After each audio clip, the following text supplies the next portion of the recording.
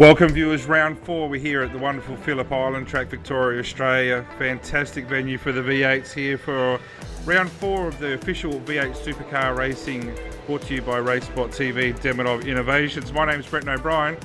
No Daniel Benefield tonight, he's away for the week. What we've got instead is from SDC Motorsports, Sam Compton. Sammy, really welcome to have you on board. Your thoughts on the race? Yeah, cheers Brett, and hello to everyone. It's going to be a really good race here today. It's quite a long race. We've got 46 laps and yeah, I think we're in for a good one, Brenton. Yeah, and there's been a few races already, but like you said, 46 laps, it is a long race, pretty much the first of our enduros for the season. We've had the 3 rounds already at Zolder, Alton Park and Spa, of which Ethan Griggolt, who tonight has got the number 2 plate for the SDC Motorsports. He's our series leader at the moment, has shown some strong pace. I think he won the V8 Supercars Americas race on Saturday with a strong performance from pole position there. Bo Cubis is with us again, has shown some strong pace here in the past. And Ian Ford, coming second in the series, I believe was our winner at Alton Park, has just had a win in the race a couple of hours ago. So 46 laps, it's going to be a long race, so grab a coffee, grab your popcorn, sit back and get ready for some really exciting racing. Yeah, that's right, mate. Ethan's got quite a good lead in the championship at the moment. I haven't updated since the last race, but I think he's got about 160, 170 point lead in the championship, so it's a good opportunity for him to really stretch that gap out. Yeah, and like we keep saying every week, for a guy who's been doing this for only for a matter of months now, it's an outstanding thing. And we know that over the course of this race, the talk of the Premier Series will come up. We've been through that before, but we've got some really good weather here today. The track temperature is very favourable. It's a track temperature of 33 degrees. The wind's quite interesting. It's fairly blowy from the southwest at 21 kilometres an hour. So that's going to play a bit of havoc on the cars, and we're into our qualifying session. We're just over halfway through the qualifying at the moment, and what we've got so far is our series leader Ethan Griggolt with a 129.188. So that's a very strong lap time at such an early stage. Bo Cattell, who did a fantastic job from third on the grid last week at Spa. If we remember that by the Eau Rouge turn 1, he was in the lead. So watch out for his starts again. Ian Ford with a 505, Bo Cubis a 545, and we've got 24 cars so far that have put in times, and it should be a strong race, and it is a strong field. Just looking at the lineup, actually, Brendan, it's a really strong field today. I think we at Phillip Island, everyone's got lots of laps. Everyone knows the track like the back of their hand. I think it's going to be a really tight race. Hopefully everyone can keep the cars clean, and it'll be a really exciting finish. Yeah, I want to give a bit of a shout out here to Sanjan Delalik. Probably a couple of seasons ago, just seemed things to go fairly flat with him, and he seemed to peter out a little bit. But I can tell you his form so far, certainly this season and late last season, has been exceptional, and up in the 10th place now at the midway point of qualifying with a 30.142. So he's less than a second off of our pole position man, Ethan Griggolt there. So expecting a good race for him. And also Dennis Gatterick. Now, this is a guy, again, who hadn't done much racing. I believe he's with the SDC Motorsports again in the junior program, the old Kamikaze team. I think you'd probably be able to correct me there, Sam. This is a guy who was very competitive in a few of the upper split race and top split races, probably 2, maybe 3 seasons ago, had an extended break. So fantastic to see him back in the series as well. Yeah, you're spot on there with Dennis, mate. We haven't seen him around a bit. He's had a few real-world problems, so it's really good to see him back. And going back to Sanjin, when I first started in V8s, was not too long ago, probably a year ago, he was in the top 5 in nearly all the races. So I don't know if he's had a bit of a break or something going on, but it's good to see him back. Yeah, so we've got the 8.5 minute mark here. Hasn't been a lot of change in the top 10. See Mick Cracknell, who was 5th on the grid last week, 5th again so far tonight. Ben Smith, he had some massive dramas at Alton Park on the start line, we know, with his teammate. Was it Marcelo Rivera, I think I remember there. He's just behind. Now, these are the guys who last week were playing around for 4th and 5th.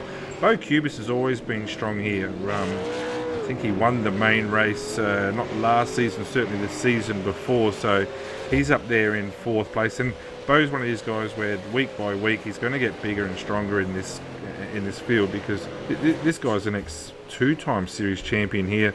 Had that season off last year. I talked about that last race, but you can just see the progression. Each race he's getting up there and up there.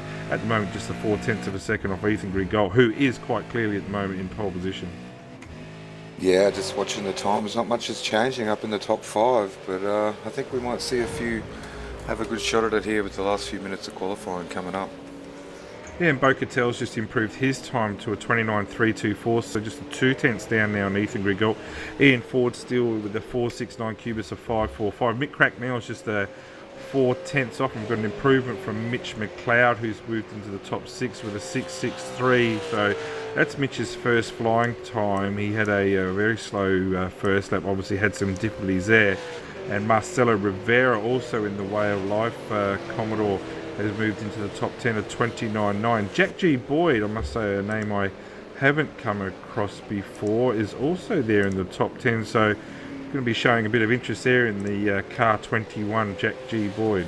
Yeah, I've raced against him a few times in the second split, so it's kind of good to see him progressing and getting up here. I think he'll be someone to look out for in the future, that's for sure.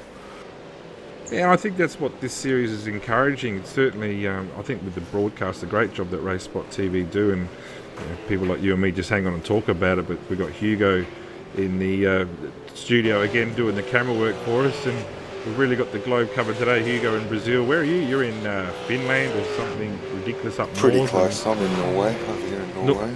Beautiful summer's day. Getting a bit homesick actually, looking at Phillip Island. I used to live pretty close to here and race go-karts here and seen the V8s and the MotoGP a few times, so I'm getting a bit homesick, Brenton. Yeah, well, rightly so, mate. It's a beautiful time of year with the footies on too in Victoria, so I think with Victoria's the weather, mate. But like I keep saying about Victoria, if you're not happy with the weather, just hang around another 10 minutes. Or as we say, if you're not happy with the weather, just move to Queensland like most of the Victorians do, mate. Ian Ford's had a slight improvement there up to 3.56 now, so he's the 3/100ths off of Bo Catel. The guys will be pretty much getting close to their last lap now. We're just down to the last 35 seconds. Mitch McLeod, another improvement, has got himself into the top 4 now, so that's a great effort by the Ford Motorsports Talk car there. So a good effort there by Mitch. You had a strong race last night in the Premier Series at Suzuka as well. I think 5th, maybe 6th there. So these guys, a lot of them are coming off of the Premier Series and going back to back, which is a lot of hard work for them. Yeah, it's been a busy week for a lot of drivers, I think, with the Road Warrior Series and the Australian Formula 1 Series. So yeah, it's been a lot of racing.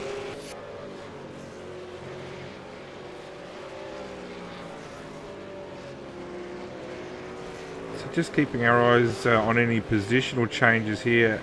As time is up, the checkered flag is out. Marty Carroll 14th, not sure I'll see an improvement from him. Jason Benson's done it. Yeah, and it looks like Bo Catel might be on a final fly here, so he might be one to watch. He's just coming in around Stoner Corner now. Yeah, I'm not sure his effort's an out lap or not. I thought I just caught him coming out of the pit, so... Oh, you might be right. It looks like he's pushing Todd Parks is...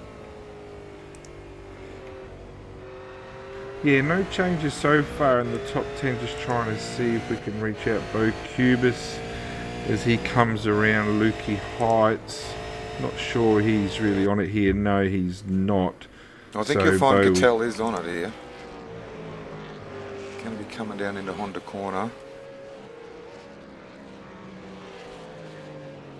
Well, we'll keep our eyes here on Bo Catel. He does seem like he's put in a fairly strong lap here. So this is a guy who's coming second at the moment on the grid. It's still 1400ths down on our pole man as he comes out of Swan Corner onto the Gardner Straight.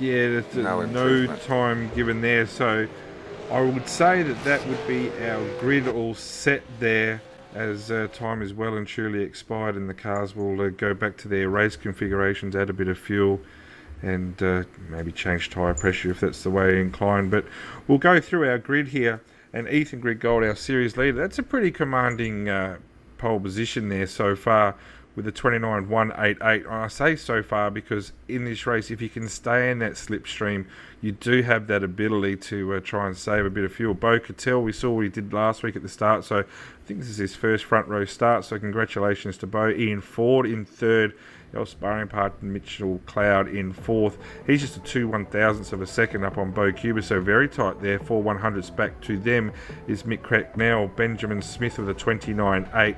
Wayne Kendall, great to see him in the top 10. Marcelo Rivera, and let's say Jack G. Boyd. It's a great job by him. Matty Stratford, Sanchin Jalalik, Jason Bentz, Marty Carroll, Anthony Manzarella in 15th. Gaderick, Coxhead, Baxter, Sharp, Boyd, another Boyd, not sure it's a relation. We've got a Glenn R. Boyd and a Jack G. Boyd, so we'll have to think about that. Todd Parks, James Keane, Mario Vlasic, and rounding out our field of 24 cars is Justin Allen. So really looking forward to this race. Yeah, it's pretty tight there in the whole top 10, really.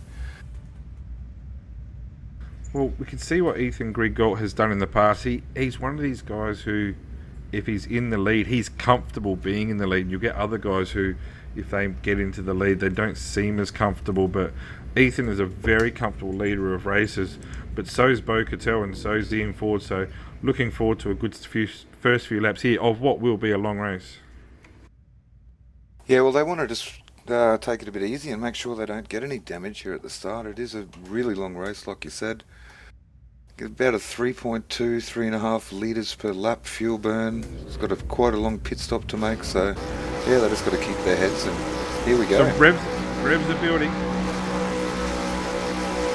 Green flag, lights are out. It's a great start by Ethan Grigalt too off the line there. Had a great start. Ian Ford's putting some immediate pressure on. Just watching out to the turn here into Doohan Corner just gives you the opportunity if you've got a great run. And Bo Cattell has done the job on the outside. So just like last week, Bo Cattell will lead the field through turns 1 and 2 and hold on to that as the field streams through. It looks like a fairly clean start through the field from what I can see. Beautiful clean start from the whole field, actually. So Bo Cattell leads the field as they sweep around Stoner Corner here. Ford very wide there.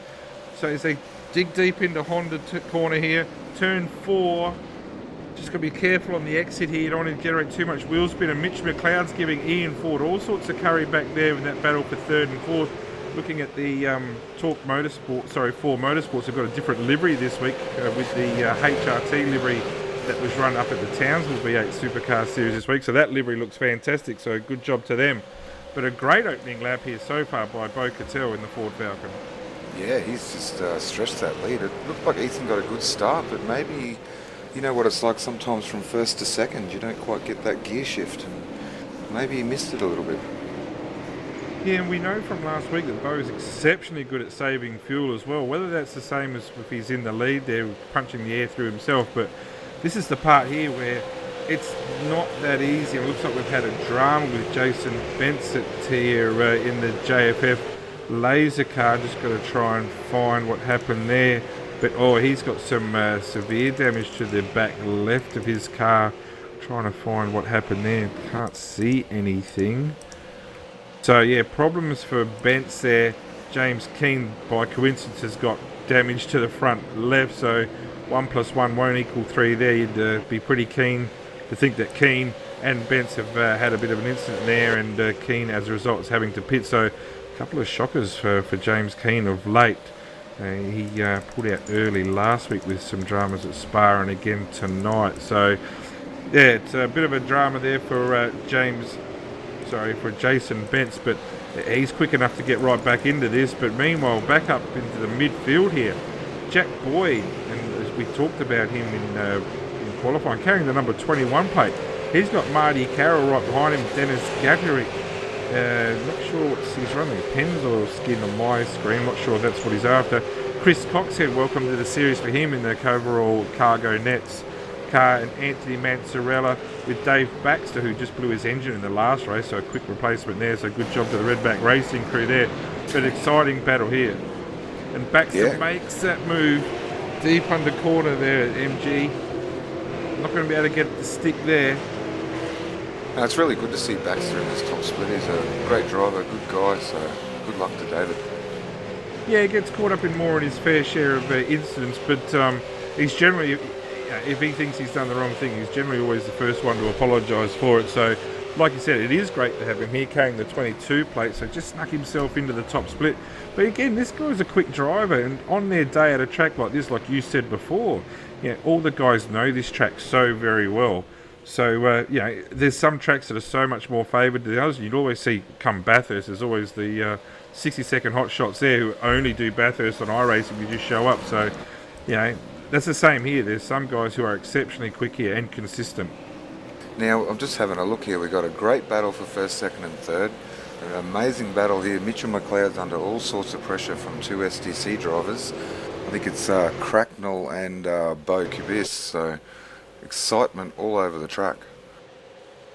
Yeah, well, Cracknell's obviously made a move on Kubis at some stage there, because Kubis did have that lead. This is going to be a tough thing for the STC Motorsports team to contemplate. Like, you guys are a strong team, we know that, and we don't want to put our STC hats on too much, but you guys have got some strong drivers in there, and eventually something's going to have to crack with team orders or something like that. But I know last week Marty, Carroll and Bo had some fantastic racing. I think a few laps in a row were side by side through Eau Rouge.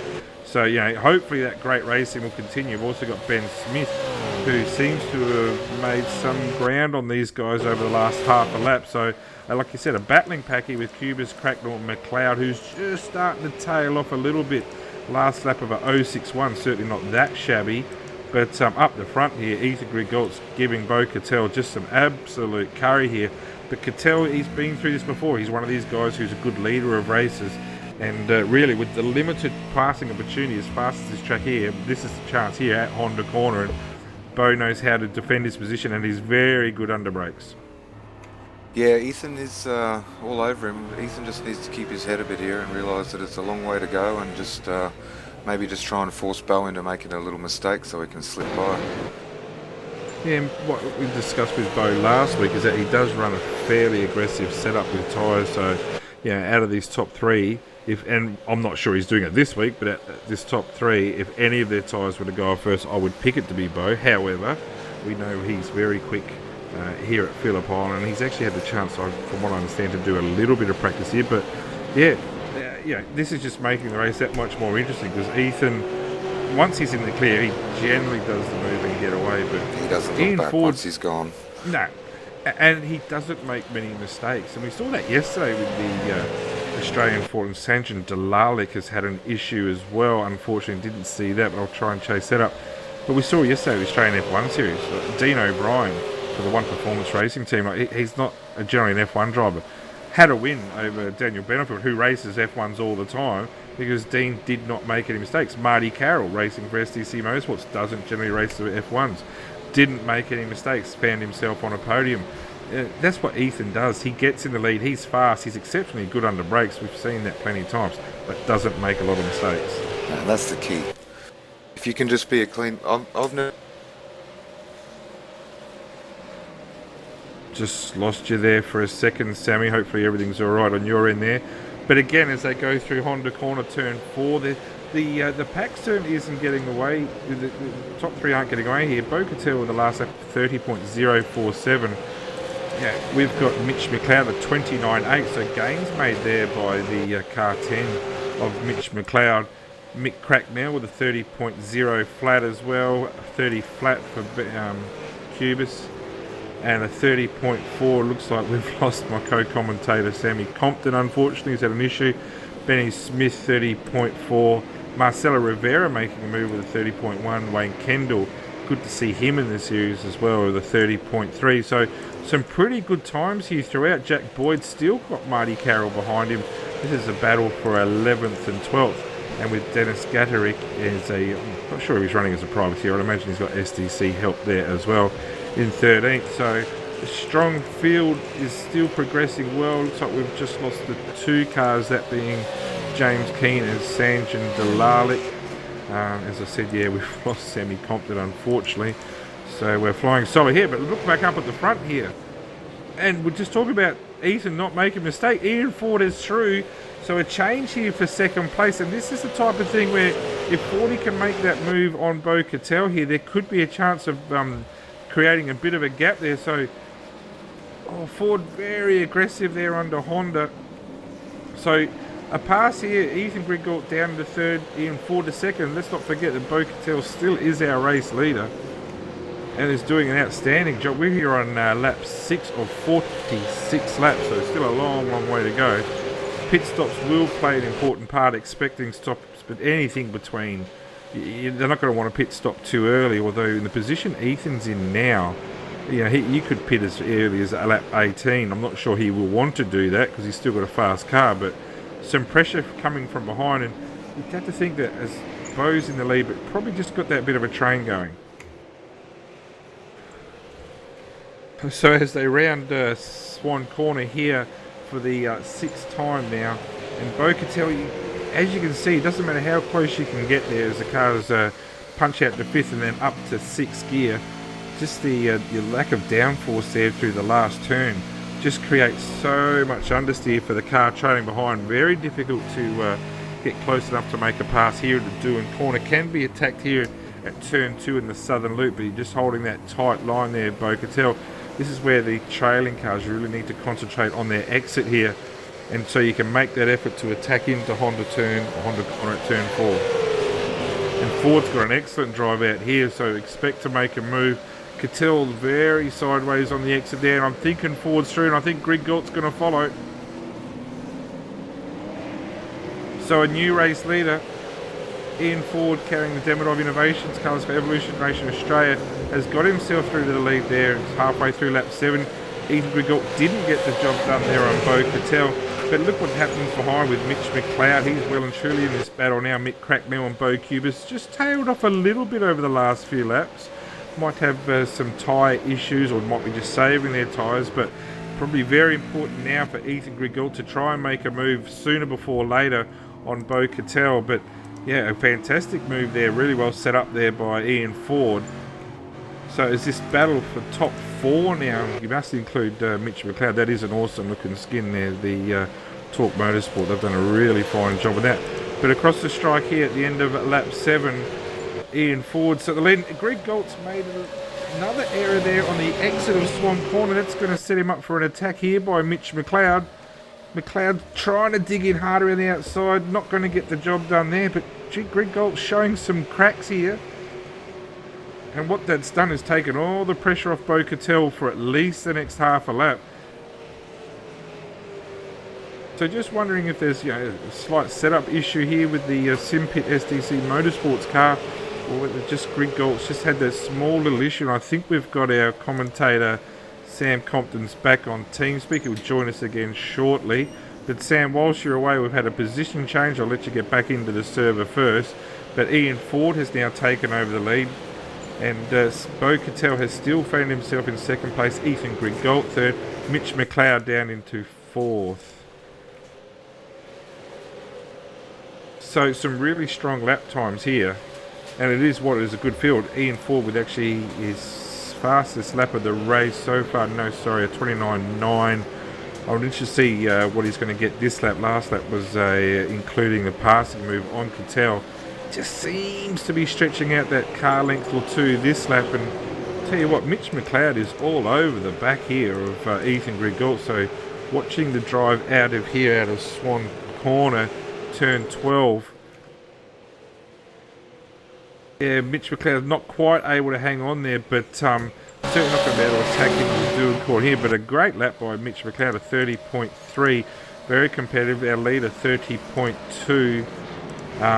Yeah, we've got Sammy Compton back. Sammy, obviously haven't paid your electricity bills, or Norway struggling with the internet there, mate. But some exciting racing whilst you were gone. Yeah, thanks, mate. No, I had a couple of big lightning strikes nearby, and in a pretty old house here, so just shuts down. If I disappear again, I apologise for that, but I'll be back. Everything seems to be good now anyway. That's good, mate, because I was getting sick of hearing myself talk. Yeah, I'm just trying to go through the field here and see what I've missed, mate. Yeah, well, you missed a move by Ian Ford. Ethan Griggault just left that door open a little bit in the southern loop at turn 2. Got a bit of an issue here with Dave Baxter. I'm not sure. Yeah, nasty. Anthony Manzarella's involved with that. Just have to see what's happened here. It looked like Bax might have locked a brake there and just turned left straight into it. Oh, yes, he has. Oh, Anthony Manzarella totally innocent there.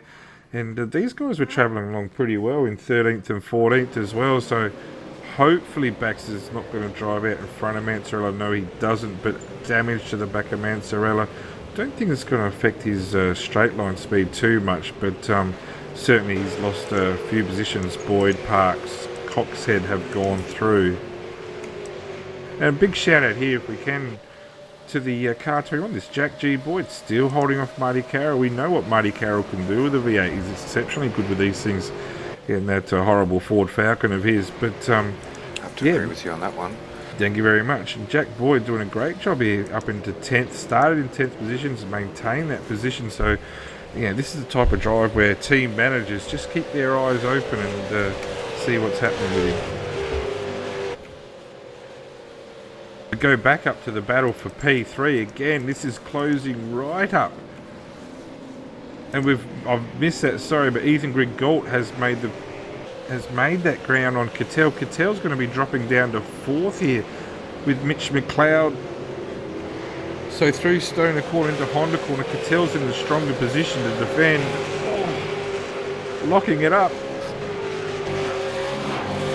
And what that's done now is that Mick Cracknell, who we saw what Mick did last week at Spa, really just sat back and got the car all ready, and come the last few laps was able to fight hard. So yeah, some great driving there. Yeah, it's all happening. Sorry, Brent, I'm just trying to get all my screens realigned here. To go now. It's a great battle here for P3. Don't know how long they can keep this up. Yeah, well, Ian Ford's just driven the 30 flat last lap. What now? Ethan Grigalt is finally in the clear. A little bit of damage to the side of that Simpit car number 2 there. Bo Cattell hanging on for dear life here in 3rd place. His last lap was a bit of a struggle with the 30.8. Mitch McLeod and Mick Cracknell is really going to be on the attack. Bo Cuba's just sitting back there. Oh, while the old Bo, he knows what he's doing there. And also Marcelo Rivera and Ben Smith, these guys are teammates here. Marcelo's made a bit of a move from 9th here. So a great job him for Marcelo in the Way of Life car there. So good to have that sponsor on board. So yeah, Marcelo had a bit of a shocker last week at Spa. Had a drive-through penalty that just didn't seem to clear, and that ended his race. But the battle is still raging here. P16, is it? Sorry for Marcelo. No, hang on 2 Jason seconds. Bentz, I think. No. Oh, no. Oh, a great battle here. Thank you. These are the guys who had a bit of drama last time. Dave Baxter at 18th, Anthony Manzarella in the recovering ERA car, and Glenn R. Boyd, who Glenn's done a really good job here as well. Generally, Glenn's in the 2nd split. He wouldn't be too ashamed to say that either. But a good job here, up into 16th place. A good battle, and a recovering Jason Bentz in that JFF laser car. It's an awesome looking skin. It's also one of my faves, I must say. But these are the guys who generally try and run a lot of races, as himself and Mick Hammond do a great job in most cars that they race. I know they do a lot of GT3s, and I think they tried to compete in the Watkins 6 Hour in the Road Warrior Series over the weekend. Not sure if they had any luck there, but Anthony Manzarella just holding position there. Not sure if he's going to be wanting to pit. We're here on lap 11. Yeah, started lap 12. I've lost all my little notes for this, but I do remember that the pit window is probably open from around lap 11. It might be a bit early to pit because you're going to struggle on tyres at the end, but I'm pretty sure the window will definitely be open. But Manzarella is going to have Baxter all over the back of him once Baxter takes a deep breath and recovers from that little incident. Yeah, well, Manzarella and Baxter, these guys qualified in 17th and 18th. Glenard Boyd qualified in, Manzarella 15th, Baxter in 18th, Boyd in 20th. But we've also got Jason Bentz, who is just making ground at 31.4 last lap. So, but we'll go back to the battle for P3 because that continues to heat up here. It's heating right up here. Michael Cracknell almost took a dive on Mitch McLeod there.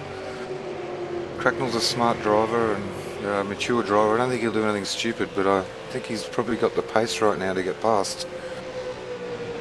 Yeah, we'll stick with that battle, but I will just tell you that the last lap, Greg Galt and Ian Ford, their times were 2 1,000ths off of each other, and again, just the less than 100ths. But Bo Cattell doing a fantastic job as Mitch McLeod makes a really good run here into Doohan Corner. He'll get that to stick. So McLeod through, be interested to see what he can do now that probably for the first time he's in clear air.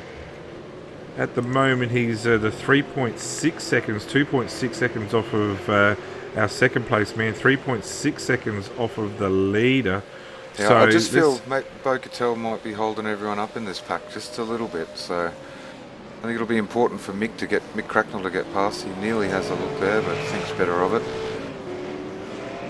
Yeah, but as we said with Bo last week, he does do an aggressive setup, and he shows exceptionally good pace in the early laps. Has the ability with his, I think he right foot brakes, so he has that ability to save a bit of fuel. So if he's still with this pack when it's pit time, he will come out in front of him because he does have that uncanny knack to save so much more fuel than the rest. But his opening laps with this setup are always very quick, gets good track position. Probably just struggles a little bit now. Here we are saying struggling. He's coming fourth in the race. But like I said, probably holding up the two Simpit cars there of Cubis and Cracknell. Yeah, well, it might be a good strategy for a sprint race, but he might struggle if he's a bit too aggressive on his setup for this longer race here. And Marty Carroll's finally got that job through on Jack Boyd as well. So, yeah, Jack's held Marty Carroll off there for a good part of 13 laps. So, again, Marty will be the same. He's got some clear air. Be interested to see what he can do.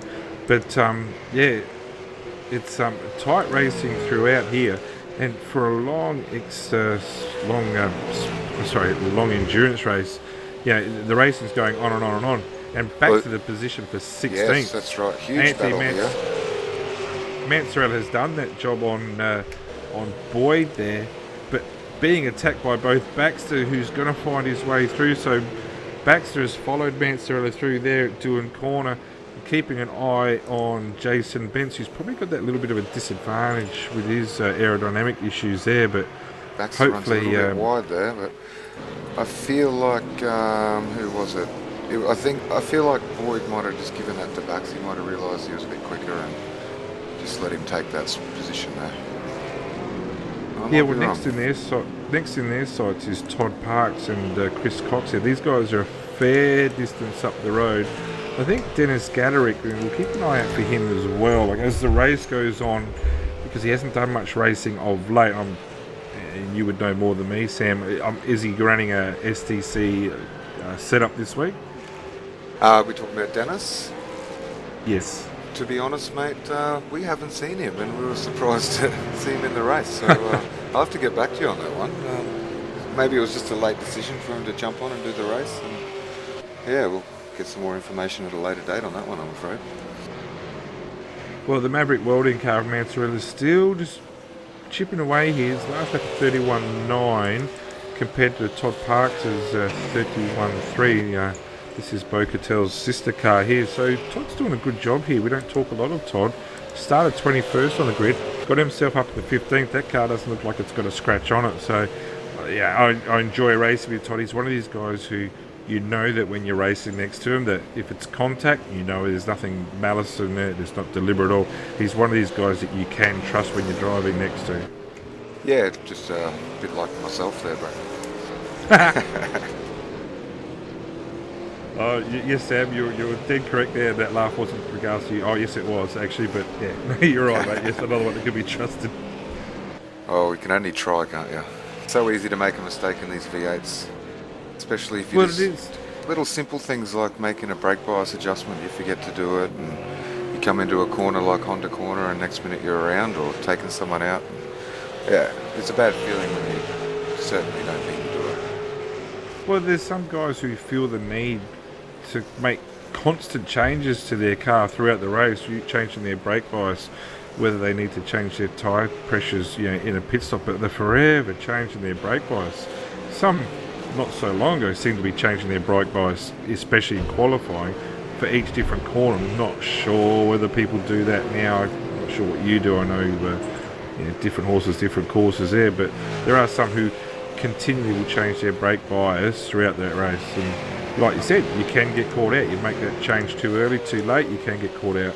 Yeah, I know what you're talking about here. A few seasons ago, I think it was at the first raid of the V8 Scops at Circuit of the Americas. I know people were changing brake bias, they were changing their bars for certain corners. So that's too much work for me, mate. I struggle just keeping it on the track.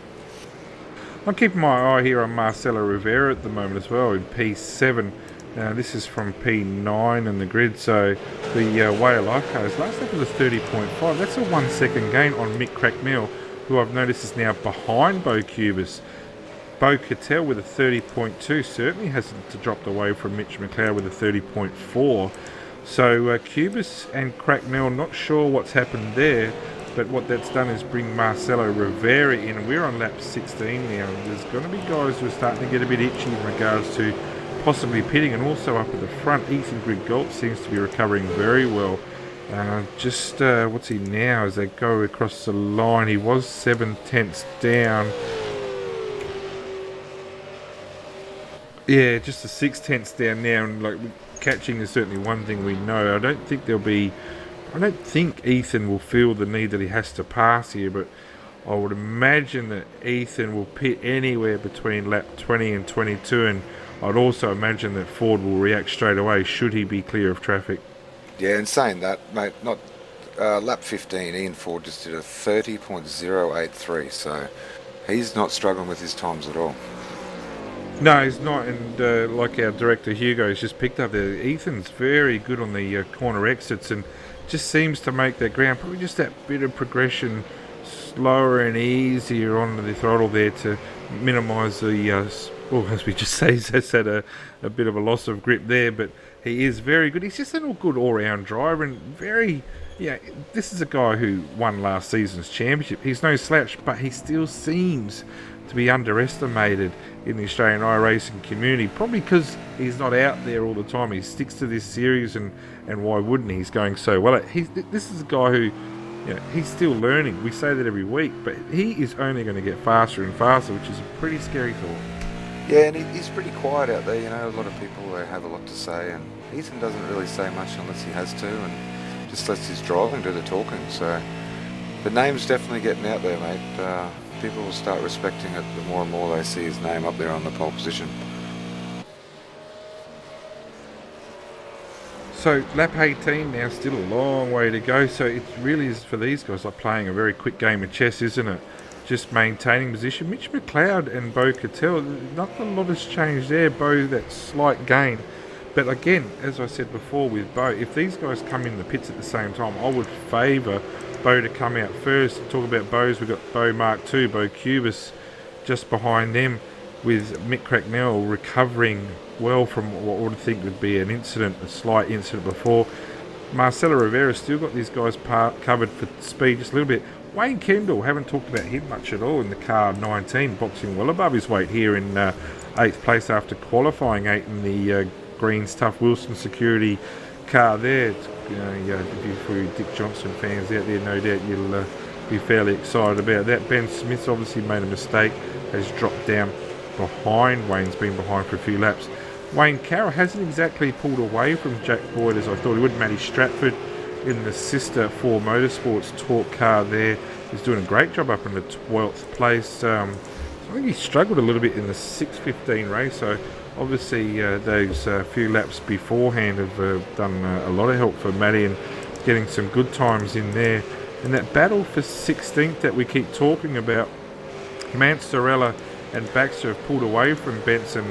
We'll probably see a struggling Glenn Boyd there now who's just dropped off, but Baxter and Mansarella too. Mr. Mansarella will be pretty nervous with Baxter behind, but at the same time, Dave Baxter's not going to want to make that mistake.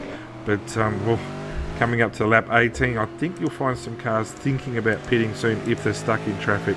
Yeah, you'd be looking for an undercut for sure if you knew you're getting slowed down by the guy in front of you. But we're not even close to the halfway point yet, so you want to save some tyres for later on in the race. Now, how do you find the tyres here, Sammy? Has the tyres been a struggle, do you know? And I know different cars are running different strategies, different tyre pressures as well. And actually, the lead sorry, as I was looking the battle for third, and I look up in front and I see Ethan Griggold is now all over the back of Ian Ford, so this might be a good opportunity here for Griggold to either A, make that move, or dive into the pits and really make the most of what could be a successful undercut, considering he doesn't want to come out in any traffic though. No, that's right. Ethan did just run a 30.0 last time by, so he's still running good. I think while you're still running good times, you want to probably stay out, eh? I would think you would. Ian tends to pull the trigger pretty early with the pit stops, but Griggold's not going to be able to hang on there, I wouldn't think, just with that understeer generated from that lack of downforce, but this is where he gains that advantage now. And you're also talking about the wind earlier, Bretton. I think the wind might be giving them a little bit more understeer on that final corner coming into the Gardner Straight. Yeah, it would do, and that wind's up to 22 kilometres an hour from that southwest, so it's actually picked up just that little bit. Actually, it might be helping them. Yeah, so a good drive out there by Ethan Griggold again as they go through Stoner's Corner at turn 3. Deep under brakes here at turn 4 at Honda Corner. Ford just missing that apex there, so the pressure's starting to build here. All over him. Pretty sure Ian will be looking in the mirror quite a lot here, and the pressure will be building. I wouldn't be surprised if Ethan has a dive here into Honda. Yeah, I wouldn't be surprised. I'm not sure he needs to at this stage. We're only on lap 20, and I don't think he's going to get the job done there. Closes the gap a little bit there. Yeah, it's not overly hard to defend there. Just put your car in the middle of the road there. And but this is the part here, and we actually go Sammy if we can. 2 secs. Sorry. If we can, yeah, there we go. Ethan Griggold in the pits now, so lap 20 early for him. Spit limit down to 70. Geez whiz, if he's got that right, he's done a great job. An excellent pit entry. The interest here is to come out, whether he's in traffic or not, and I'll fix that now. So up to you go, thank you. So about, good stop here, right on his pit lane. So about 44, 45 litres will need to go on board here. Just seem to be in the pits forever. As we've lost Sammy Compton again. So Ethan in the pits here. Revs are building as he wants to leave that pit lane. Let's see if he's got a clear track. There's a few cars going through. Mazzarella will make the move into turn 1. So that's significant that Ethan has not come out into clean air at all. I'm thinking Baxter may have pitted as well. Yeah, so Dave Baxter in the pits as well. So that's actually a decent break there for Ethan Griggold. Back up the front, Ian Ford's got through Glenn Boyd to lap him. Mitch McLeod comfortably now in second. And Bo Cubis making some ground on Bo Cattell, but going to be keeping my eye here on, Ethan Griggold's through already at Honda. So those new tyres make such advantage. The next ones in line will be Todd Parks and Dennis Gatterick. And I don't think Dennis will be giving too much of a hard time there to Ethan, but not sure Todd will want to do him any favours. As I said, folks, sorry, we've lost our co-commentator again. Sammy Compton's obviously got all sorts of problems over there in Norway.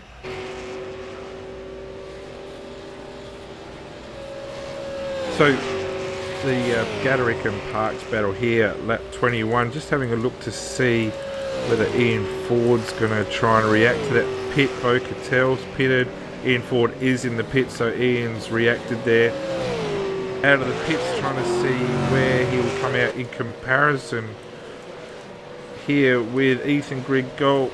Yep, so Ford has been able to react well there and come back out in front of Ethan Griggold. So we've assumed normal broadcast here with Ford pitting early from what he would have expected. So on lap 21 and lap 21, start lap 22, Ford pit. Griggold has pitted, and also Bo Cattell has pitted. So Mick Cracknell has made his pit stop.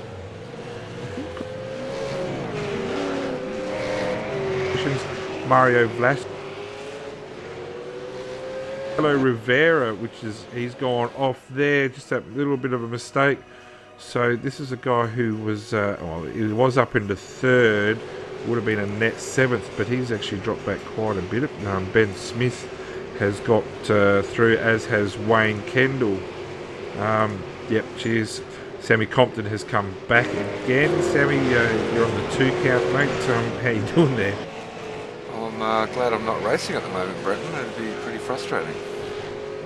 Well, you wouldn't be racing as Marcelo Rivera has lost it as the pit entry. Way too aggressive there on the pit entry. And the backs come around. Not sure if there's a penalty coming there for Rivera, but you don't like to see mistakes like that. But whilst you're gone, Bo Cubis is in the pits. Mitch McLeod is in the pits. Both stationary here at lap 22. I was actually going to make a comment when they started pitting, Brenton, on the pit entry, and it doesn't look like a difficult pit entry, but it's easy to come in too hot.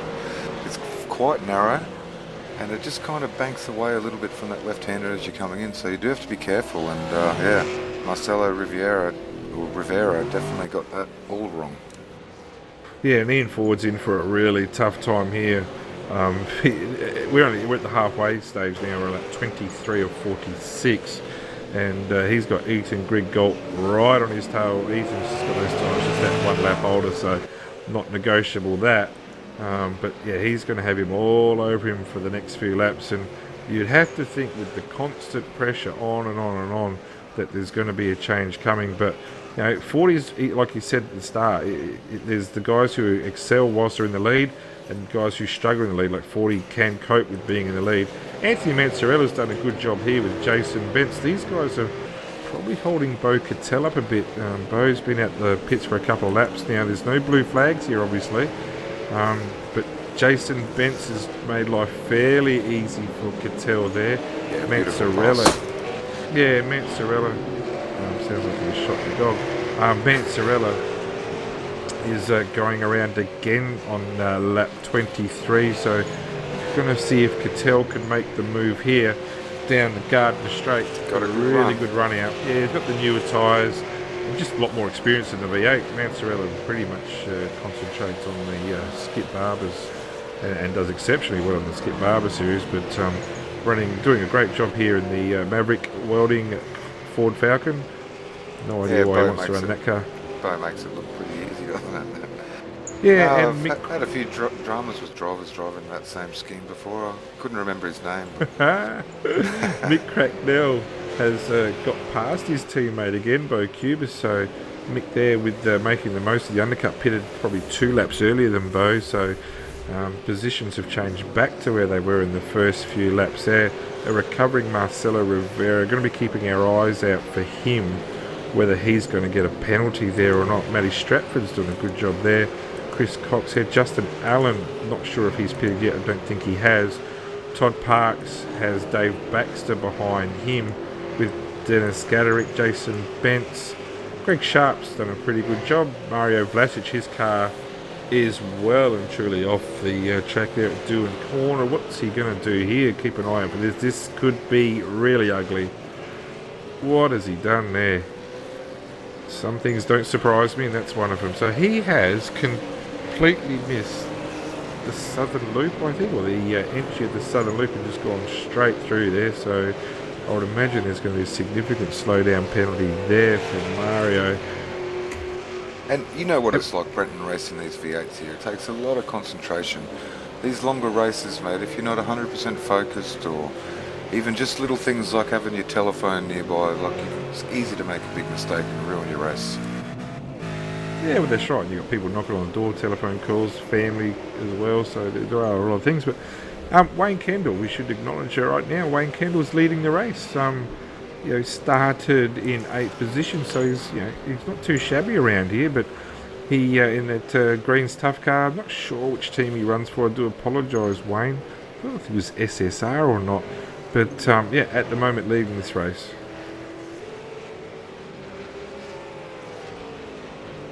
Yeah, he's about a second off the pace of what the boys were running before they pitted, so he'd be wanting to think about coming pretty soon and get some tyres, I would think.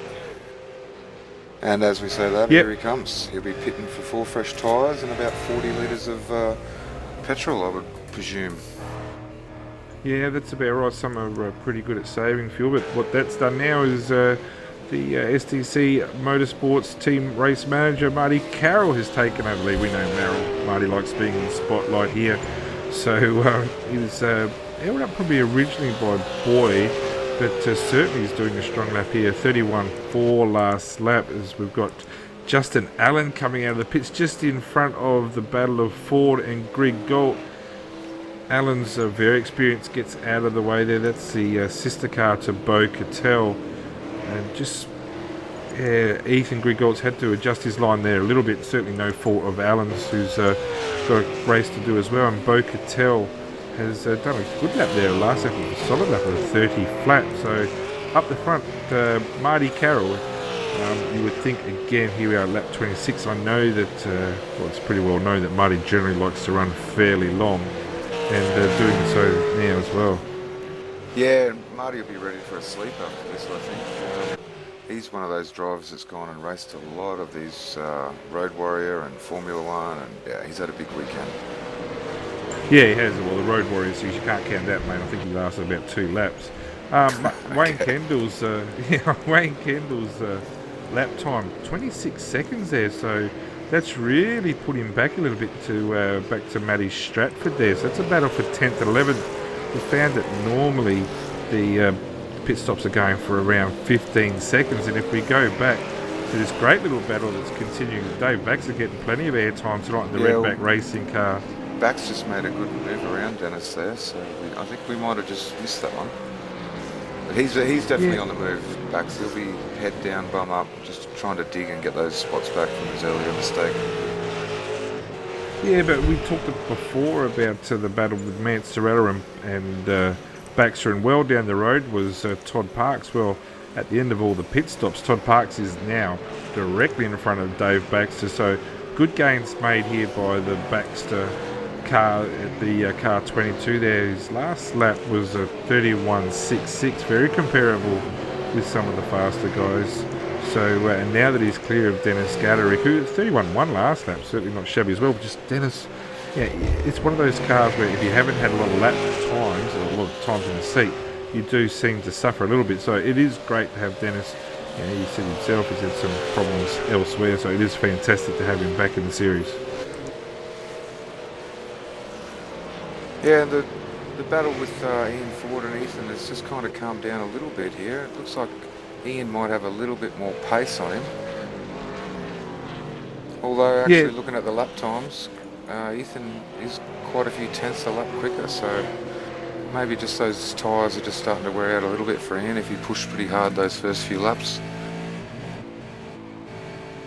Yeah, and we haven't had that chance to do a lap around this wonderful circuit here, and I'm thinking we might be able to jump on board with Mick Cracknell. He's got his teammate Bo Cubis in front of him, so you know, Bo Cubis, a previous winner here at this race and a previous series champion. So as they come around Swan Corner for this time, Sammy, I'll pass it all over to you for this lap. Alright mate, cheers. Coming down Gardner Straight here, it'll be flat out all the way. Into the braking zone, down to 5th, get it turned in. Back on the gas as quick as you can. Right back into 3rd gear here. Just try and push it out a little bit wide, get a better exit, and be up into 5th. You try not to shift into 6th because you're a bit more stable if you stay in 5th coming into the braking zone here. Right back into 2nd gear. Nice apex there from Cracknell. Trying to get the power down. You can choose here 3rd or 2nd. A lot of drivers stay in 3rd, but I guess it depends on your driving style. 5th gear here. And this is pretty tricky up here over Lukey Heights. I've lost my corner names, Brenton, with the last lightning strike. And then heavy braking zone, back into 2nd. Get it turned in, maybe a little short shift to 3rd. Probably the trickiest section on the track to be fast, I think. fourth gear, maybe short shift.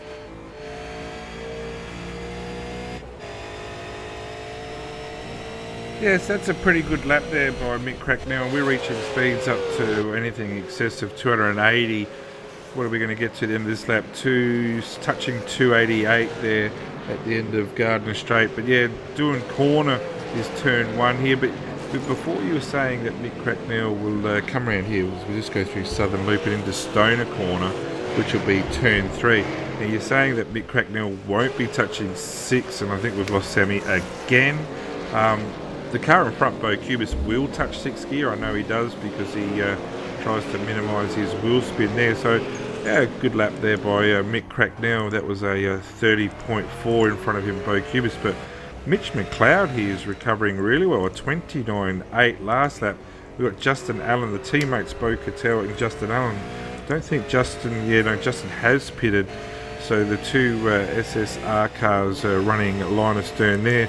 Bo Cattell doing a fantastic job there in third, but up at the lead here, Ethan Grigalt, he's got his tyre temperatures right. They probably just take a bit longer to get to the right temperature for the STC car. They generally run their tyre pressures fairly low, but as they exit here at Swan Corner at the end of lap 29, start of lap 30 as they go across the strike there, the 29.8 for last lap for Ethan Grigalt.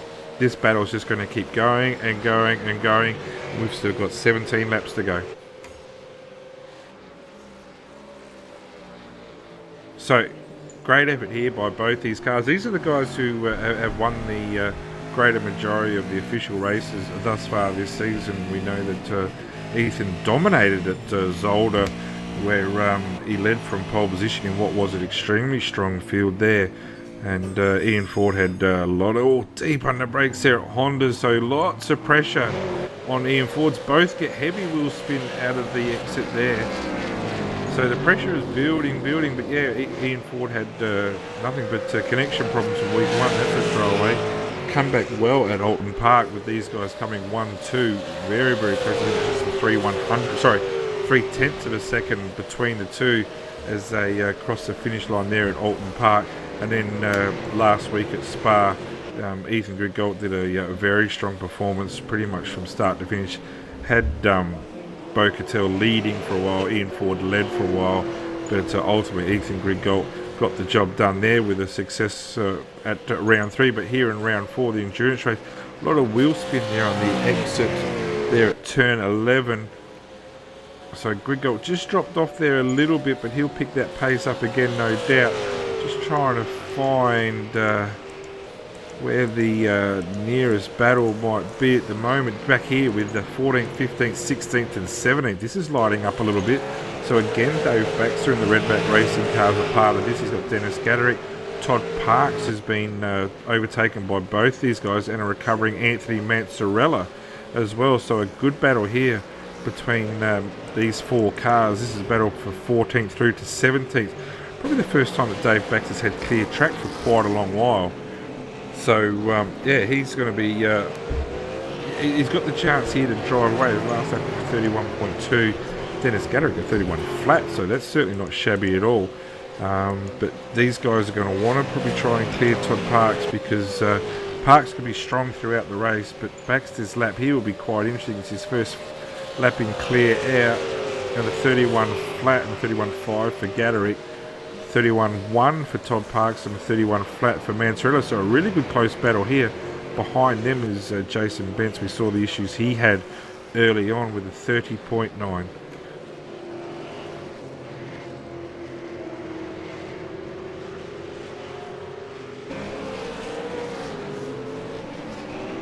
Just some great... The V8's an awesome sounding car here as well. And as my voice weakens lap by lap, we might actually... just listen into these cars for a short while, not necessarily just yet. But Manzarella, that's an unusual move there as they exit Honda corner. Not going to get the job done there outside there at Siberia. Not a lot of grip out there as well, but should get a good run here through turns 7 and 8. Probably not, there's no overtaking lane here, so it's really just sit and file and wait. But this can give him the opportunity to go up through Lukey Heights and possibly set himself up for a turn into turn 10, the hairpin there.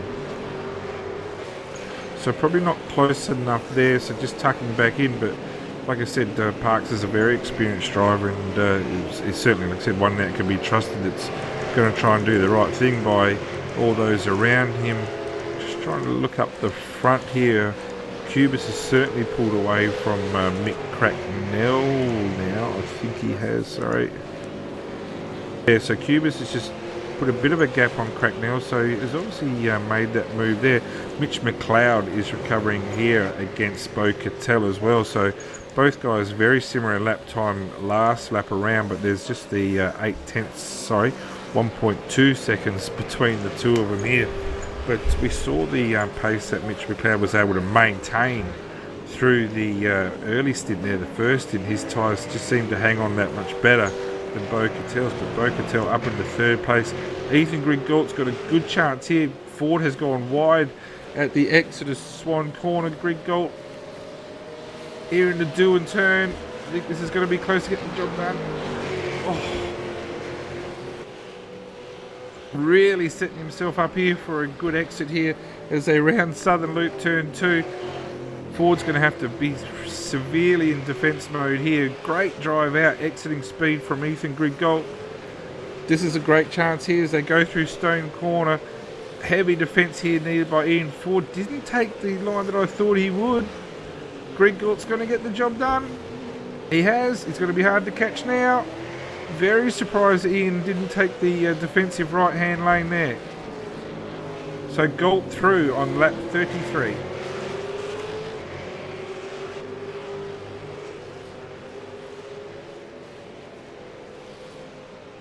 So this is the first time that Greg Galt's actually had the lead, so he's been patient, he's put pressure on, he's waited, finally getting through, and as we've said many a time, he is a good leader of races. So let's see what he can do. Ford heavy on the brakes, is going to want to try and put immediate pressure on here. But this is the part here where you can just be so much more patient up the front, just ease the pressure on. The car behind struggles generally with the lack of downforce at the front, but Ian Ford's done a really good job there, got some really good drive out, so this isn't over yet.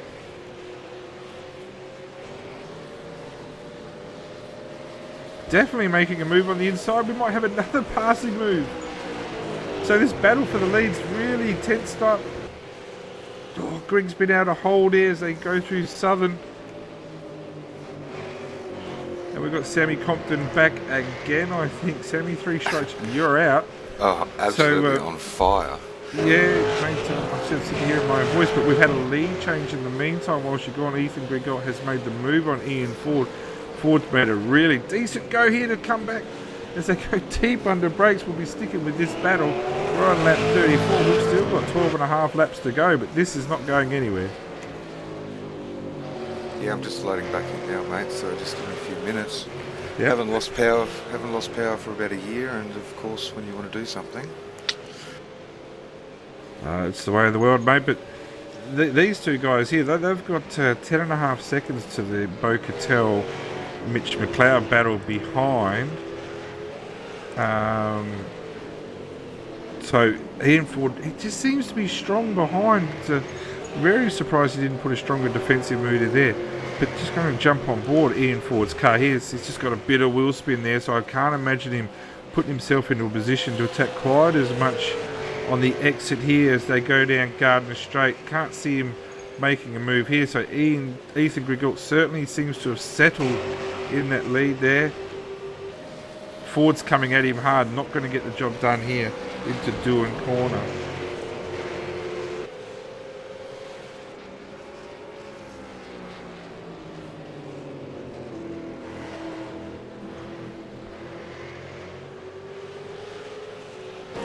So Ethan Grigol, you'd think he would be quite comfortable with this lap. Ford's going to have to maintain this pressure here, and he's not going to want to let this go. Like, what are we, lap 35 now, deep under brakes again at Honda, having some problems with Sammy Compton, unfortunately.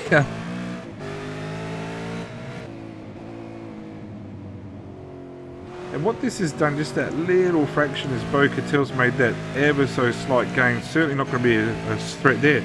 But Mitch McLeod is also right on the back of Bo Cattell here, so we've got a great battle for the lead, which I think Ethan's just stretching that elastic ever so slightly.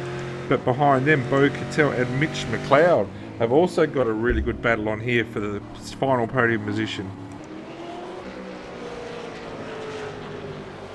So as Ford and Grigol again go around turn 11 onto the entry of turn 12, Swan Corner, Ford just seems to be very confident in that corner there, and he gets another decent drive out. Not sure he's going to be able to make the pass there. I've got to say, stop saying get the job done.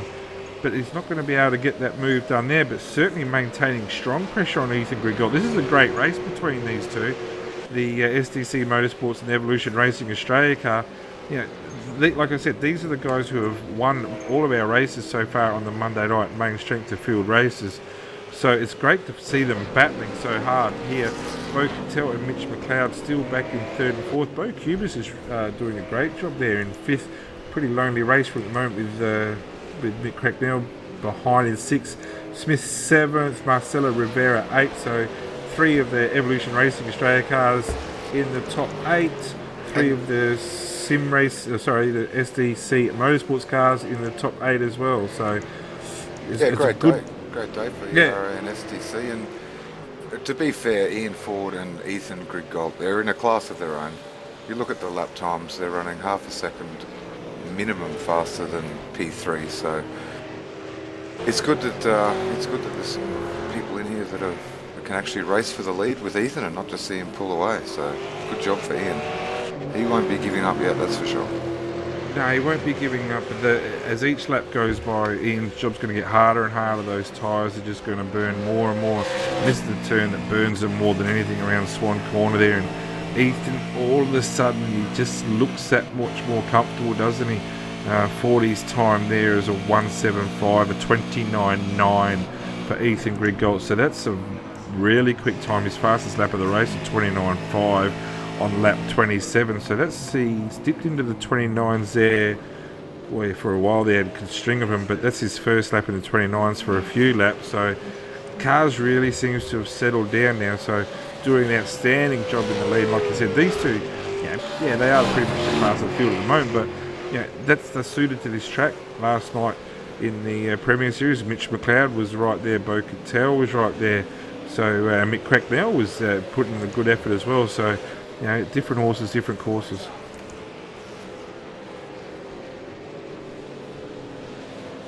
Battle for third is still strong here with Mitch McLeod. We just talked about him, I think it was fifth or sixth last night in the Premier Series at Suzuka, and Bo Cattell. So these guys are still hanging on here for third. Not sure that Bo Cubis is going to be able to get to these guys. Lap time is very similar, so we're on lap 37 now. We're quite a ways into this race of 46 laps. So I think he might be just a little bit too far back, unless these two battle it out for how many laps we got left here. Well, we're just ending lap 37 now. Yeah, so unless these guys battle it out pretty hard, I don't think Cubis will be able to catch him. No, as much as we're saying Ethan was looking comfortable, Ian Ford's now taken 2/10 out of Ethan that last lap. So this race isn't over yet, but Ethan, we keep saying it, he is a good leader of races, but Ian's a good pressure of those in the lead. He's got a really good drive out here. This is going to be a battle of who's looked after their tyres the best.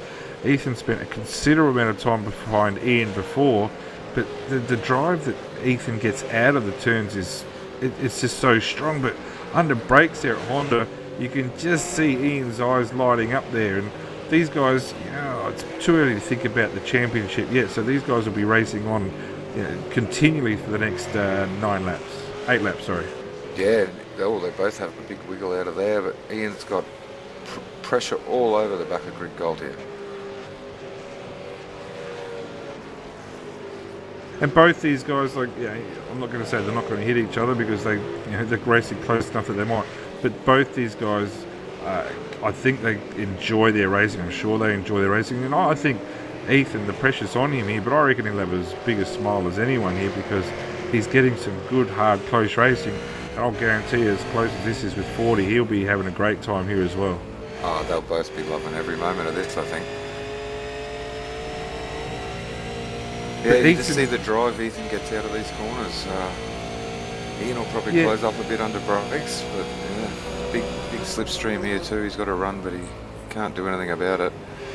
Yeah, just the lack of downforce on the front there, the understeer that creates for the second car just makes it so much harder. And you weren't here when the move happened, but this is where Greg Galt got such a good drive out of this turn here, in turn 2, and up into Stone's Corner here, Greg Galt was able to get through here on the right hand side. Ian Ford didn't defend probably as much as what I thought he would have, but certainly the pressure's on. They're coming up to some lap traffic here as well, with Glenn Boyd and Mario Vlasic. So, if Glenn Boyd is in front of Ethan as they go around that last turn, well, Ethan will lose front end grip as well. Ian just seems to have that better drive out of that turn there at Siberia, turn 6, but no passing lanes here through this section. No, you've got to have a lot of balls to take it too wide through there, Brenton, and it's going to affect everyone, really. Personally, I can't comment on how much balls these guys have. Rather you didn't. So this is exactly what we're talking about. So Glenn Boyd, as they go around Swan turn 12, not sure his downforce is going to affect, but Ian Ford's got a very good run here. Oh, just that lack of grip on the outside. Oh, this is going to get really tight up here. Glenn does a good job, just lifts a bit. As much as that draft hurt Greg Galt on the exit there with the downforce, it certainly saved his bacon. Oh, geez, these guys are wide there. It certainly saved his bacon there on Gardner Straight, and Greg Galt certainly forward just that little bit wide there through the southern loop. And that's just given Greg Galt just that little bit of breathing space. The pressure's off for a little bit. The next car in line for them is Mario Vlasic to be lapped. This is lap 40. Gee, Ford is certainly strong there in Honda, but I don't think that would go unnoticed by Greg Galt. And making that little gain there is something, but actually getting that gain and then making it to stick, and then getting it to stick all the way through that little turn 5 and into Siberia, that's another thing.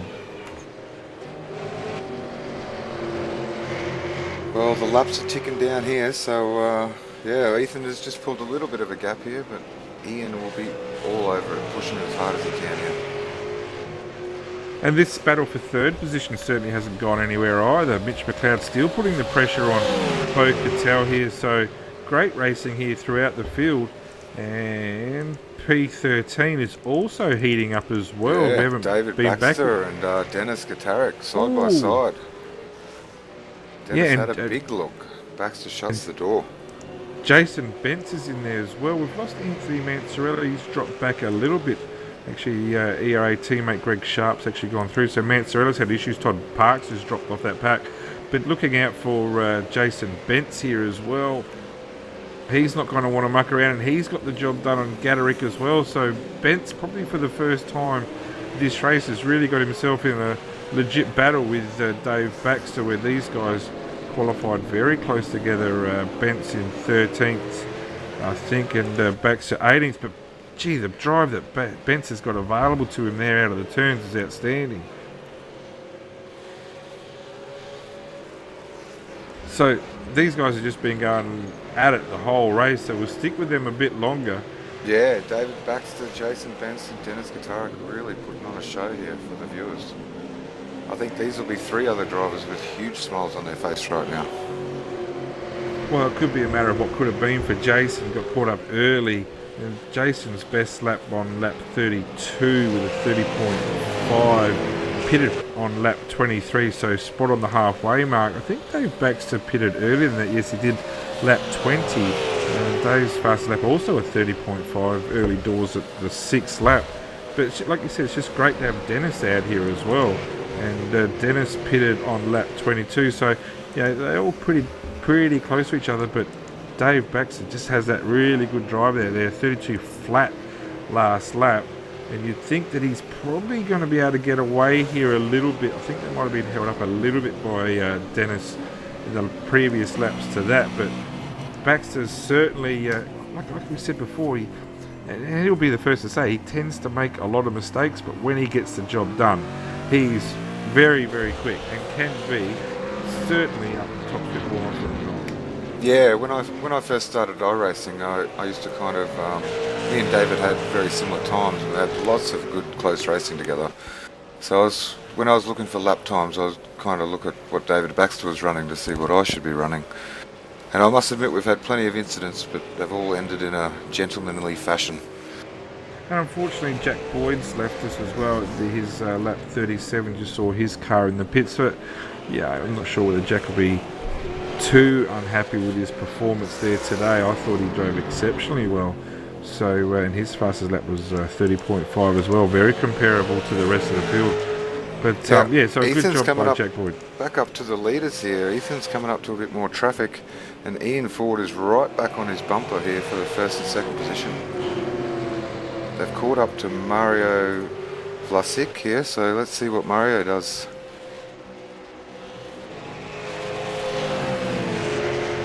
Yeah, so much understeer there by Ford, and I can't see him mounting an attack here. Vlasic doing a pretty good job to get out the way. He's got a big run. No, thinks better of it.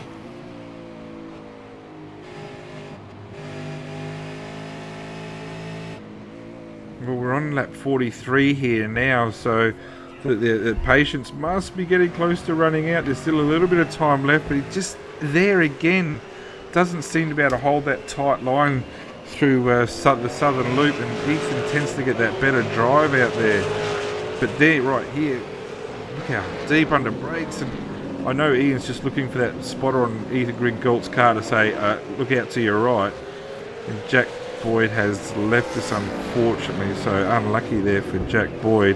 But the race is still hotting up there, and also with Bo Cattell and Mitch McLeod, these guys haven't backed off at all, and Mitch McLeod's done an awesome job, but so has Bo Cattell. These guys have been racing neck and neck since they pitted. Mitch McLeod pitting on lap 22, Bo Cattell pitting around the same time on lap 21. But yeah, these guys, Bo Cattell's fastest lap at 29.9 whilst he's in the lead on lap 3. Mitch McLeod at 29.7 on lap 25, so showing some late race pace there. And that's what's got him back up into this battle with Cattell.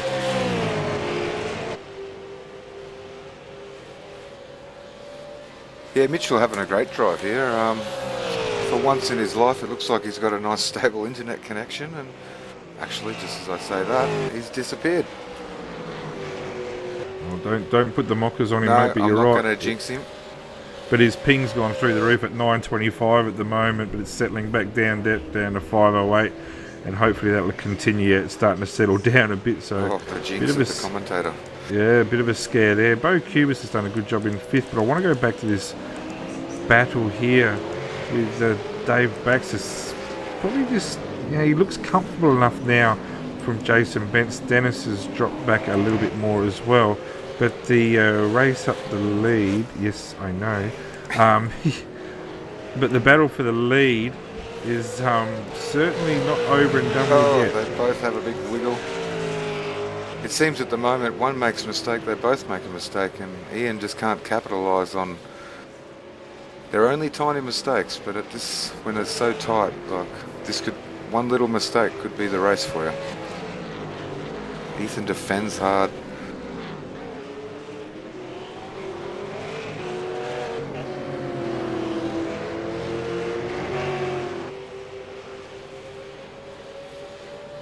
Yeah, well, Ethan's just got that little bit of a gap here. Certainly can't see him being attacked here on the exit now as they go through lap 44. So the 2 laps to go. Ethan Grigolt's probably one of the larger gaps he's had during this race, and that's just 0.4 of a second. Yeah. They've got a clear track in front of him. There's a battle with the 2 Evolution Racing Australia cars of Sharp and Mansarella, both trying to dig into Todd Parks in front of them. But I can't see that battle is going to interfere in any way with the leaders here. And Ethan Grigolt, he's really, you can see here, he's put his head down here, very much a Casey Stoner type thing here, and it's appropriate we say that with at turn 3, named after Casey, where can hold his own, and then with a couple laps to go, just push really hard and put maximum pressure on the driver behind, but Ian Ford's been good enough to stick with him. Like, these guys are still running exceptionally good times. A 30.2 last lap for Ethan, and that was with a little bit of pressure from with a little bit of traffic with Mario Vlasic in front. But as they go through Lukey Heights for the second last time here, turn 9, it's going to be very, very hard from here for Ian to find a passing lane. Yeah, he's on him here though. I think Ethan defending that inside line there might have just cost him a little bit, but like you've been saying all race, just the drive that Ethan's getting out of these corners is just making it really hard for Ian to get a run. It looks like Ian made a little mistake there coming onto Gardner Straight.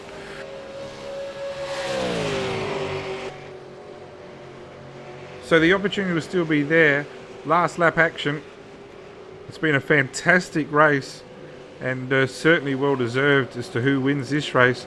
And also the battle for third with Cattell and McLeod settled down a little bit, certainly not to a massive extent, but we're staying on board. Ian Ford, he just doesn't get the exit of Southern Loop right, and I'm thinking that Ethan Grigalt will be able to hold on to this with no mistakes. Yeah, Ethan will have to make a pretty mistake here now, I think, for Ian to make the move. But it's been an awesome race. We've lost Marcelo Rivera so late in the race. I think he was up into 7th place as well. It looks like he's had a disconnect.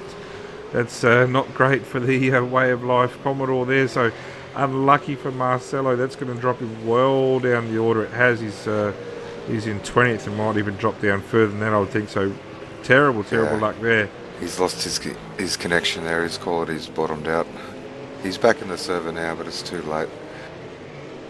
So going through turn 10 MG here for the last time, you're going to find that if Ethan Grigalt keeps it mistake free, and you would probably bet your money that he would, through Swan for the last time. Great victory on the exit, for Ethan. On the Gardner Straight. So round 4 winner of the official iRacing V8 Supercar Championships, Ethan Grigalt. Well done to him. Congratulations. Ian Ford put up a fantastic effort. 0.8 of a second there. This is after 46 laps. Not going to lose focus on the gap for third. Bo Cattell has hung on for that. So 2 podiums in a row there for Bo Cattell. Congratulations him. Mitch McLeod, constant pressure there. Did an awesome job in 4th place. Bo Cubis pretty much lonely 5th place there, but I don't think he'd be unhappy with that. Mick Cracknell in 6th place, so 3 SDC Motorsports cars in the top 6. Ben Smith lost his wingman Marcelo Rivera late, coming across in 7th place. Wayne Kendall, even after that longish pit stop, was able to recover to an 8th place. Congratulations to him for that. Marty Carroll in 9th place, carrying the number 9. He'll be happy to see his team do so well. And with the unfortunate incident with Marcelo Rivera, that gets the second Ford Motorsports car of Matty Stratford into the top 10. So great job by Matty Stratford. Yeah, Matty would be really happy with that effort. Chris Cox had 11th. Dave Baxter was able to hold on to 12th place. Jason Bentz 13th. So a fantastic race there. Todd Parks is going to be able to hold off Anthony Mansorella.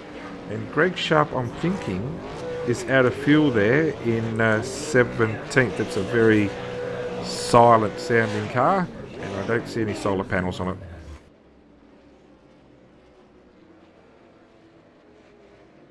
it. Great race, great job by Ethan Grigalt and the STC Motorsports Sim-Pit Racing V8 Supercar. I'm not sure if he's in a Holden or a Ford, but I have to have a look at that one. So Greg Sharp's actually going to be able to hang on to that position there as he slowly rolls across the line, and the Temenov Innovations car will chip in and get you that extra litre of fuel for next race, Sharpie. But he slowly crosses the line in 17th place. But an outstanding race. Sorry you weren't here for most of it, Sammy, but great racing throughout. Yeah, no, very enjoyable to watch one for a change, to be honest with you, Brenton. A little bit less stress watching than trying to race, and definitely would have been disappointed with all these power outages. Well, Hugo, I'm pretty keen to give my voice a bit of a break, mate, so if you want to throw us to a commercial, mate, that would be so much appreciated right now.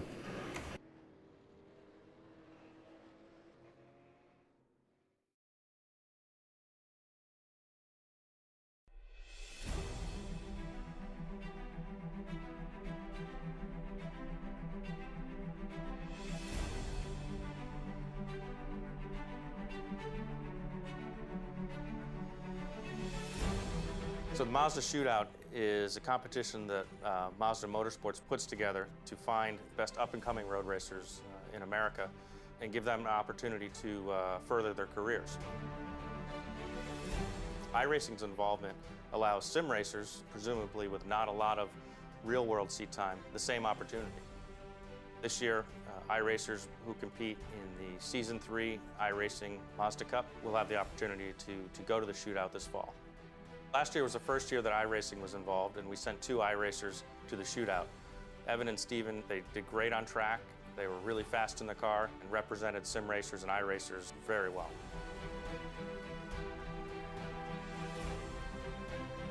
The way that iRacers will qualify is that the top 10 in finishing points will be invited to submit an application to iRacing. We'll review that with a panel here, and we'll pick 2 finalists who will then automatically go right onto the shootout. So this is a really great opportunity for any racer, and especially a sim racer. The winner of the shootout this fall wins a fully paid scholarship from Mazda to compete in the 2016 Battery Tender Mazda MX-5 Cup. It's a really great prize, really great opportunity if you want to have a road racing career.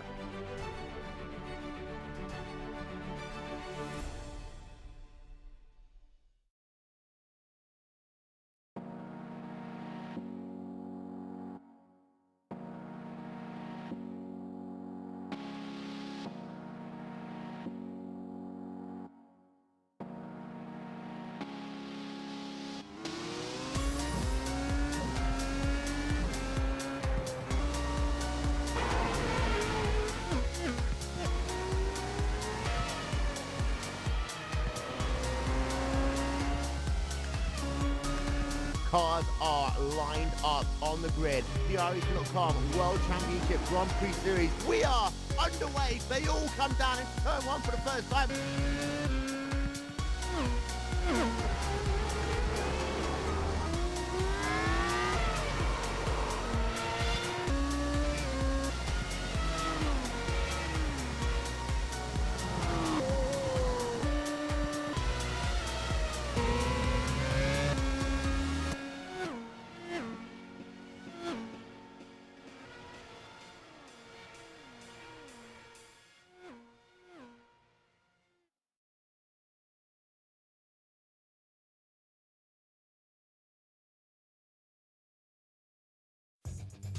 Simulated racing can be awesome, but can also be kind of a free-for-all. Interestingly, auto racing faced the same problem in its earlier days. Whether it was on the back roads, the beaches, or the city streets, the racing was fun. But there was always a certain level of chaos and danger, until some folks came along and put some order to all of this. Stuff like official racetracks, regulations about weight and equipment, and enforcement of standards. That's what gave us high-speed excitement, fast-paced action, and photo finishes. That's when racing became racing. The guys over at iRacing.com have made the same transformation in the world of sim racing. Sure, they've got the most accurate tracks and realistic cars out there, but that's just the start. See, iRacing analyzes the performance and results of each driver in every race, so you can be sure you're always placed in races where the competition will be tight, and that those reckless drivers who ruin it for us all are kept in the pits. Not to mention that with over 45,000 active members already in their vast community, you can find races day and night, so you can always get in on the action. You can even join a league of your favorite series. And since updates are always automatic, you don't have to worry about software and can focus on the track. Zip up your fire suit and check out iRacing.com.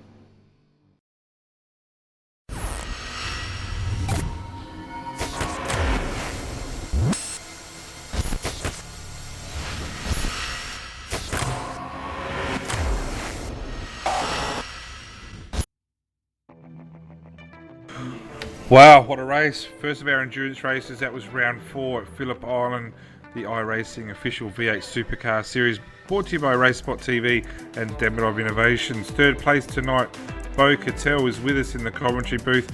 Bo, same as last week, mate, started front row this time, sensational start. You're just a jet off the start line, no doubt about that. Led the early laps, some strong pressure from Mitch McLeod in the later stages. Mate, tell us all about your race.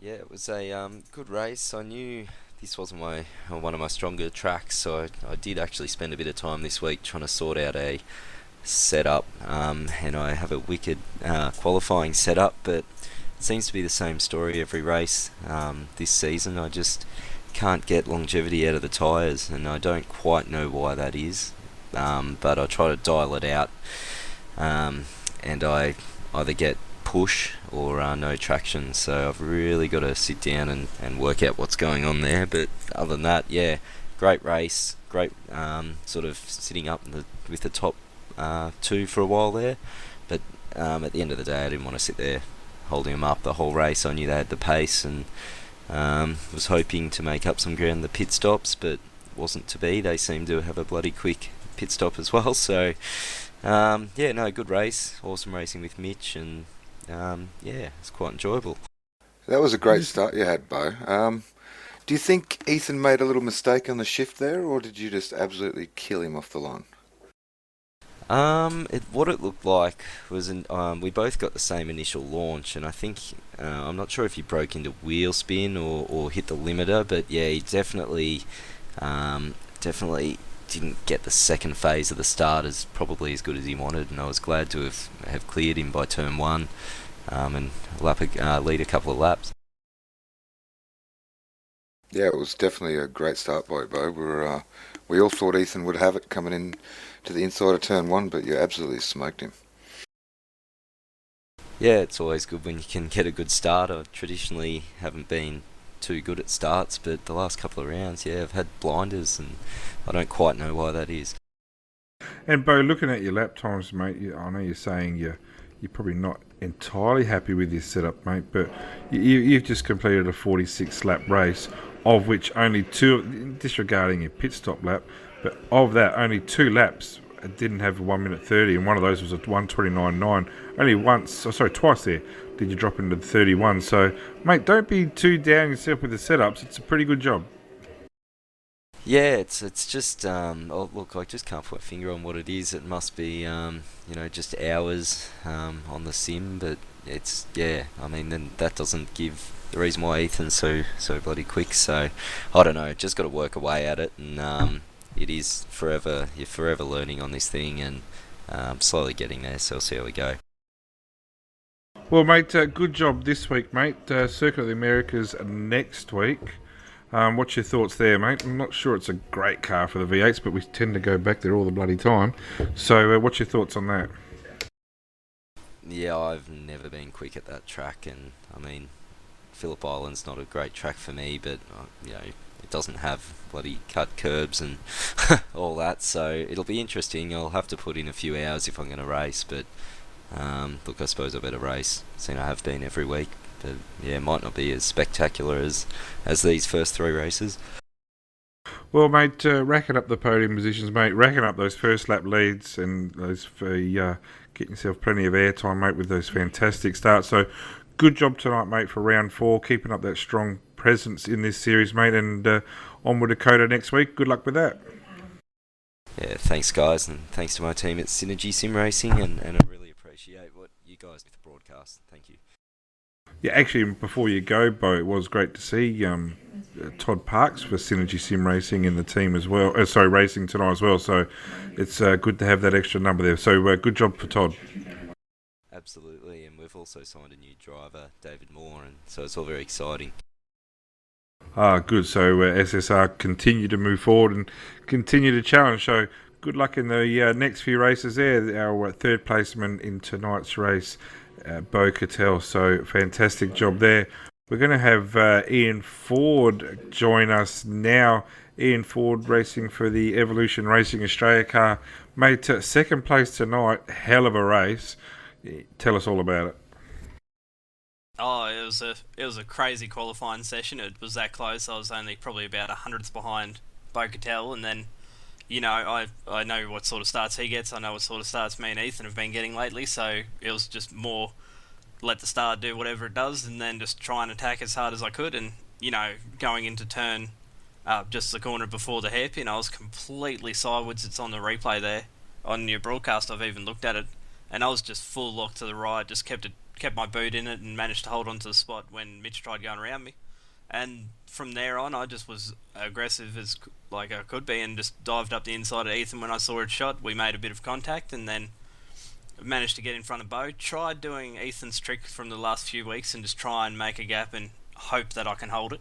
And it didn't quite work out. Ethan drove me down, and then it turned into about a 30-lap race of just crazy intensity where we were just putting out quali time after quali lap. And, finishing 8/10 behind him, I counted as a victory. It was a bloody good race. I took second highest amount of points for the week, so I'll take that. Keeps me in the championship shot. It was great to watch Ian, you and Ethan battling it. Seemed you were a little bit stronger in some parts of the track, and he was a little bit stronger in others, and if he made a mistake, you'd make the same mistake. So yeah, it was great to watch, mate, and great drive. Well done. Yeah, thank you. The car was set up really good. We literally ran an experimental setup in the early session to see if it would work, and it turned out that it did. But in that race there, with the intensity that it was, I literally ran out of adjustments. I maxed out my anti-roll bars. I had nowhere else to go in the last 5 or so laps, so I just had to, try and throw the car around and hope that I could keep close enough to Ethan and try and get another shot. But I didn't quite have the tyres for it in the end. And made fastest lap of a 29.377, so the tyres hung in, fairly well, it would seem. Your times didn't drop away that much, but as you know, and the more this series goes on, and Ethan's had the 3 race wins, you've had the 1 race win, but the respect between the two of you must be just through the roof. And it was during the race that Sam, in the time that he was good enough to spend with us tonight, we talked that first place, second place, you two guys would have had the biggest smiles on your face, because that was really intense racing, no contact racing, and really clean. So fantastic job there. And on next week to Circuit of the Americas, mate. It's a track that, like I said, I don't think it's suited to the V8s, but what's your thoughts there? I'm not allowed to say my thoughts there for, until we're in primetime TV. But, I'll just set the car up as well as I can, throw it around, because Circuit of the Americas teaches a lot of bad habits with driving styles. That's why, some of the lesser drivers seem to be up the front there. But, it's in the southern state. I'll be hooting and hollering no matter what happens. And, I may end up in the commentary booth before the end of the race. Who knows? Well, we hope not, mate. And this is, we've got to remember, on the back of a great job last night in the Premier Series at Suzuka, where you came third. So, pretty strong 24 hours for yourself, the Demonov Innovations car. Oh, yeah, we're definitely hitting our stride. We found a different way of setting up the cars. And, it's still in the learning sort of phase where our old setups had usually reached the point of no return where you just can't enhance them anymore. So what we had is what we had. But at the moment, I think there's a hell of a lot of adjustability in this car, and heading I'll start practicing for the weeks after Circuit of the Americas, because Circuit of the Americas doesn't need any practice. But I'm just going to keep on tweaking the car and try and make this setup into the absolute weapon, and hopefully we won't finish behind Ethan again. But if it's a race like that and put on a good show for the fans, then hell, I'll do it again. Well, you definitely put on a show today, Ian, and if I was wearing a hat, mate, I'd take it off to you right now. Thank you. It was a great race in the Demidov Holden, and just congrats to Ethan in the SDC car, the Simpic car. Bloody good job. Well, good job. Good job, to Ian Ford, second place tonight, round 4 here at Phillip Island in the official iRacing V8 Supercar Championship, brought to you by RaceSpotTV and Demonov Innovations. It's these broadcasts aren't free, so Demonov Innovations, for all those out there, if you need new computer parts or any IT advice or anything like that, make sure you get on board with Demonov Innovations, proud sponsors of this series. So always make sure you try and support those that support us. So good job tonight, Ian. We'll leave you in the commentary booth. What we're going to do now, we're running out of time for our commentary span tonight. We're going to bring our race winner in here, Ethan Grigalt. Ian's still in the commentary booth there, Ethan, so just be careful what you say about him. We've also got Marty Carroll, the race manager of STC Motorsports, with us. But Ethan Grigalt, to you, first of all, pole position, a good pole position too. Bo Cattell just shot past you at the start line. He did the same last week to you, but from there, what an intense race, and geez, you did a good job. All three of you did a fantastic job. Yeah, thanks. It was crazy. But Bo's pretty much had a drag car recently. He just gets those flying starts every time without a hassle. And being on the outside of turn 2 is not the place to be at the start at this track. So yeah, the racing was absolutely awesome in my opinion. I had the heart pounding 46 laps of the race, and with me behind Ian and swapping places, him being on my tail, me being on his, it was just absolutely awesome. Going back to that start, Ethan, it looked like you had a pretty good jump, and then did something happen in the gear shift between first and second, or did you just pick up a bit of wheel spin? It looked like Bo just smoked you from first to second. I got the reaction time to the lights right, and I got the first part of my start right, slipping the clutch, but then I let it out a little too fast, and as you said, just got a bit of wheel spin, and it didn't quite hook up in second as well. So yeah, that just allowed Bo straight past. Well, mate, it's an awesome performance, mate. Early dramas, though, was behind Bo Cattell. Ian got through there at turn 2 Southern Loop. What happened there? I found that running behind cars here, since you kind of need the aero downforce, it's a faster track. I couldn't really see any of my markers, and the car was a bit oversteery as well, behind another car, so I was probably pushing a bit too hard for the tyre temps that I had at the time.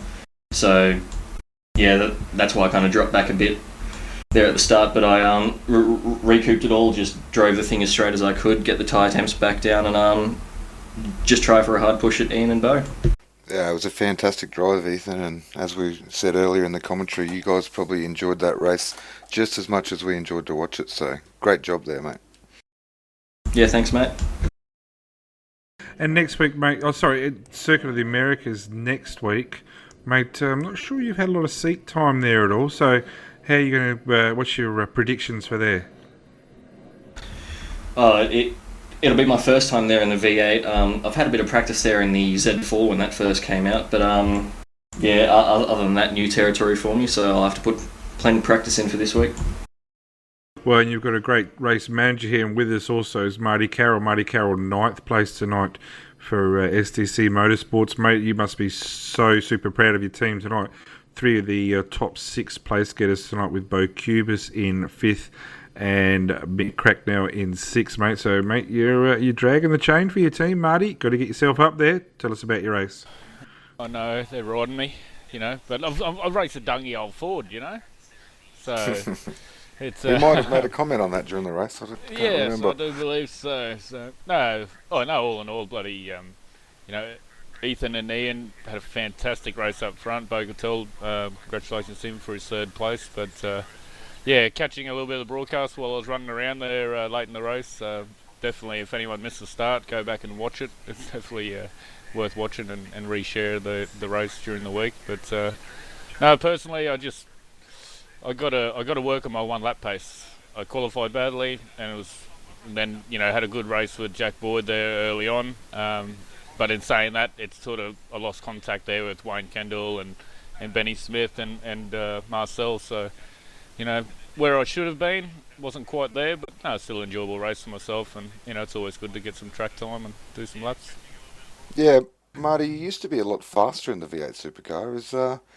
Is there anything you can put it down to not being as fast as you used to be?